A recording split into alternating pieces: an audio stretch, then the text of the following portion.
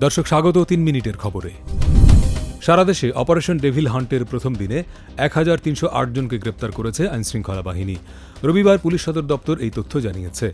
দেশে আইনশৃঙ্খলা পরিস্থিতি স্বাভাবিক রাখতে ও সন্ত্রাসীদের আইনের আওতায় আনতে শনিবার থেকে সারা দেশে শুরু হয় এই বিশেষ অভিযান। এদিকে প্রধান উপদেষ্টা অধ্যাপক মোহাম্মদ ইউনূসের নির্দেশনায় দেশের আইনশৃঙ্খলা পরিস্থিতি নিবিড়ভাবে পর্যবেক্ষণের জন্য রবিবার সন্ধ্যা থেকে যাত্রা শুরু করেছে কমান্ড সেন্টার। স্বরাষ্ট্র মন্ত্রণালয়ের অধীনে এই কমান্ড সেন্টারটি পরিচালিত হবে। সেন্টারটির সঙ্গে আইনশৃঙ্খলা রক্ষাকারী বিভিন্ন বাহিনী যেমন police, BGB, RAB, coast guard, armed force ব্যাটালিয়নের সদস্যরা যুক্ত থাকবেন। রাজধানীর বেইলি রোডের ফরেন সার্ভিস একাডেমিতে প্রেস ব্রিফিংয়ে প্রধান উপদেষ্টার প্রেস সচিব শফিকুল আলম এই তথ্য জানান। জুলাই অভ্যুত্থান ২০২৪-এর স্মৃতি ধরে রাখতে ১০ টাকা মূল্যমানের একটি স্মারক ডাকটিকিট, ১০ টাকা মূল্যমানের একটি উদ্বোধনী খাম, ৫ টাকা মূল্যমানের একটি ডাটা কার্ড এবং একটি বিশেষ সিলমোহর প্রকাশ করেছে বাংলাদেশ ডাক বিভাগ। রবিবার সন্ধ্যায় রাষ্ট্রীয় অতিথি ভবন যমুনায় প্রধান উপদেষ্টা ড মোহাম্মদ ইউনূস এই ডাকটিকিট অবমুক্ত করেন।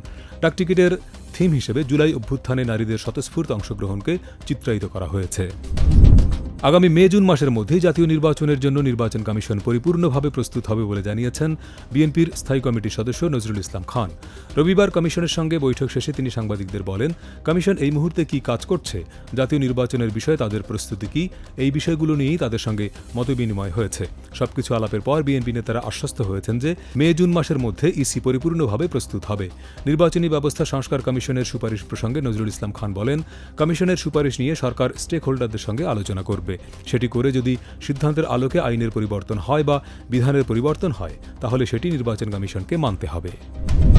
তিস্তা নদীর পানির ন্যায্য হিস্যা নিশ্চিত করতে সরকার শক্ত অবস্থানে থেকে আলোচনা চালিয়ে যাবে বলে জানিয়েছেন অন্তর্বর্তী সরকারের উপদেষ্টা আসিফ মাহমুদ।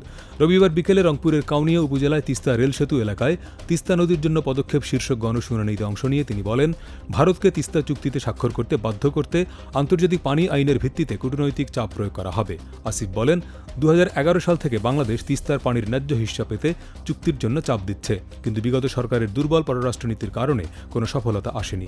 কিন্তু এবার অন্তর্বর্তী সরকার কঠোর অবস্থান নিয়ে আলোচনা করবে। অনুষ্ঠানে পানি সম্পদ মন্ত্রণালয়ের উপদেষ্টা সৈয়দা রিজওয়ানা হাসান বলেন, তিস্তা মহাপরিকল্পনা বাস্তবায়নের জন্য চীনকে ২ বছরের সময় দিতে সম্মত হয়েছে বাংলাদেশ। লিবিয়ার দক্ষিণ পূর্বাঞ্চলীয় মরুভূমিতে ২টি গণকবর থেকে প্রায় ৫০ জন অভিবাসী ও শরণার্থীর মরদেহ উদ্ধার করেছে কর্তৃপক্ষ। উত্তর আফ্রিকার এই দেশটি হয়ে ইউরোপে পৌঁছানোর চেষ্টা করা মানুষদের জন্য এটি আরেকটি ভয়াবহ ট্র্যাজেডি হিসেবে দেখা হচ্ছে। রবিবার এক বিবৃতিতে দেশটির নিরাপত্তা অধিদপ্তর জানিয়েছে, গত শুক্রবার কুফরা শহরের একটি খামারে পাওয়া প্রথম গণকবরে ১৯ জনের মরদেহ উদ্ধার করা হয়। এরপর দ্বিতীয় গণকবরটি পাওয়া যায় শহরের একটি অভিবাসী আটক কেন্দ্রে অভিযান চালিয়ে। সেখানে অন্তত ৩০টি মরদেহ ছিল। জীবিত উদ্ধার হওয়া ব্যক্তিদের বিবরণ অনুযায়ী ওই স্থানে প্রায় ৭০ জনকে দাফন করা হয়েছে।